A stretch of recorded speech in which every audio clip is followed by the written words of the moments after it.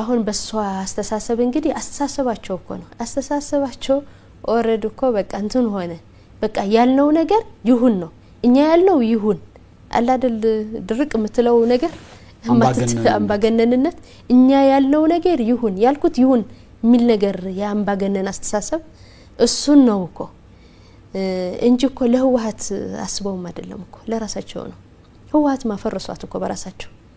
በራሳቸው እኮ ፈረሰች በህጋዊ በስርዓት ቢሄዱ እኮ ህዋት አይፈርስም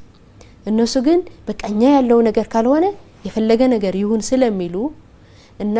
እሷም የምትለው በራሷ እንግዲህ ባስተሳሰበው የኔ ሐሳብ ነው ትክክል ብላ ነው የምታምነው እኮ እሱ እኮ ነው እየጎዳን ያለ እኔ እናንተ ስንወያይ የኔ ብቻ ነው ትክክል ካልኩ አንግባባም አይደል እናንተ ተጋባብተን እንትን ማለት አንችልም አንግባባም በአንድ ዙሪያ እንኳን ከኔ የምትወስደው ነገር ትወስዳለህ ተሳሳትኩ እንደውም ታርመኛለህ አንተም እንደዛ እኔም ለአንተ እንደዛ ማለት ነው እነሱ ግን እኛ ያልነው ብቻ ነው ትክክል እኛ ያልነው ብቻ ይሁን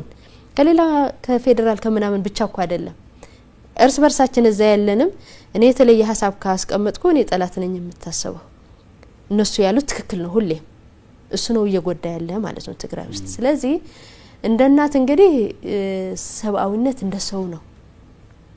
ሰብአዊነት ሰው ማለት ሰው መሆን ብቻ ሰብአዊ መሆን በቂ አይደለም ውስጥህ ደግሞ አስተሳሰብህ አለ እንፈርጃለና አንዳንዱ ጨካን ሊሆን ይችላል አንዳንዱ ደግሞ ሮሮ ሊሆን ይችላል እንደ ሰው ይለያል እንደ ሴት ሮሮ መሆን ነበረባት ብዬ ነው ማስበው እኔ ብዙ ሰውም ይላል እሷ ትንሽ ለወጣቶች ለህፃናት ለሴቶች አታስብም እንዴ ብሎ ብዙ እኮ እንትን ይላል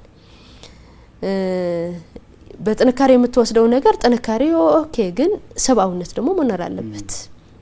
ስለዚህ የሰብአዊነት ጉዳይ የራሷ ውስጣዊ ጉዳይ ነው እኔ ትክክል አይደለችም ብዬማ እየተቃወምኩ እኮ ነው